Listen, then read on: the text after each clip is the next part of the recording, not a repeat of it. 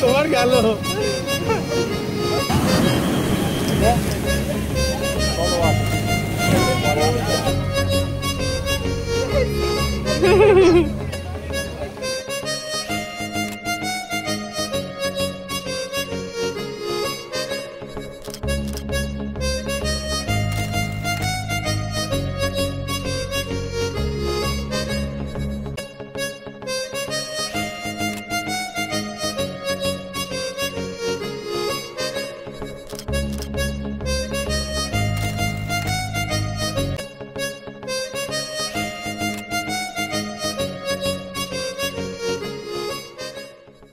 Welcome to my channel সবাইকে।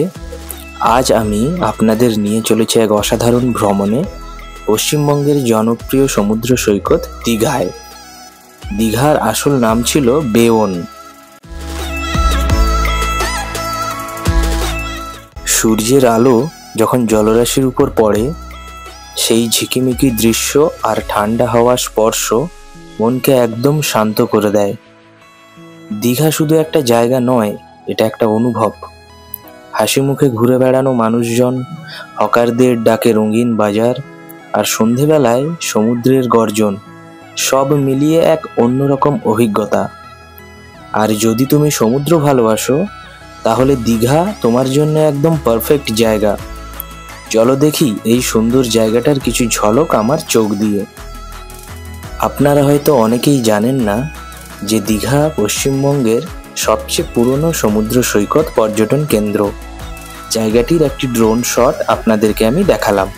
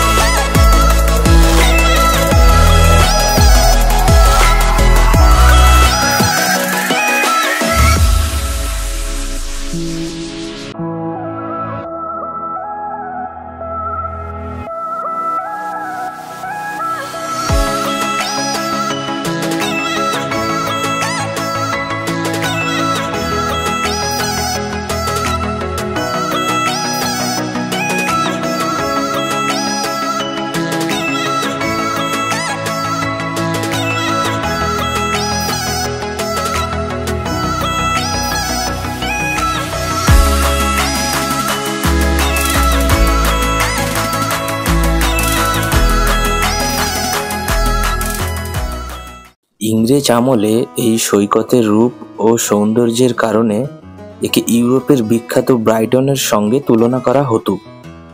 এই সৈকতের আশেপাশে রয়েছে নানা ধরনের সিফুড স্টল, হস্তশিল্পের দোকান আর নানা ছোটখাটো খাবারের ঠেলা, যা এখানকার আলাদা আকর্ষণ। আর হ্যাঁ, সমুদ্রের ধারে বসে ভাজা মাছ আর নারকেলের জল খাওয়ার তো মজাই আলাদা। দীঘা কিন্তু শুধু দিনের বেলায় নয়, রাতেও অসাধারণ। সৈকতের ধারে লাইটিং, হালকা হাওয়া আর ঢেউয়ের শব্দ একসাথে একরকম ম্যাজিক তৈরি করে। দীঘার বেশিরভাগ মানুষ মৎস্যজীবী, ক্ষুদ্র ব্যবসায়ী, পর্যটন কেন্দ্রিক ব্যবসায় নিযুক্ত। অনেকেই হোটেল, রেস্তোরাঁ, ঘোড়া শিল্প, হস্তশিল্প, ট্যাক্সি বা টোটো চালানো ইত্যাদির সঙ্গে যুক্ত। বছরের বেশিরভাগ সময় পর্যটন আসেন, বিশেষ করে শীতকাল, পুজো এবং ছুটির দিনে। তাই এখানকার মানুষের জীবন অনেকটাই পর্যটন নির্ভর।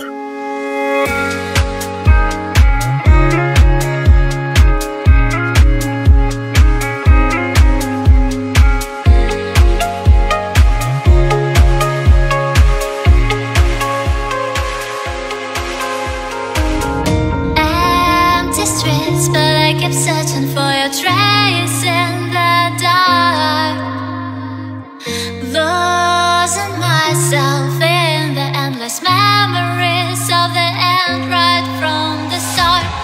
You're an obsession.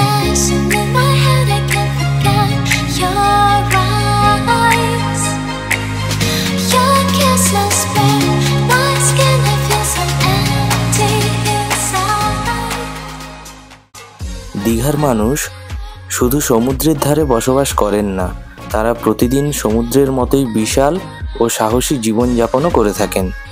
আজকের ভিডিওটি এই পর্যন্ত। ভিডিওটি ভালো লাগলে অবশ্যই লাইক, শেয়ার অ্যান্ড সাবস্ক্রাইব করবেন ও সঙ্গে থাকুন।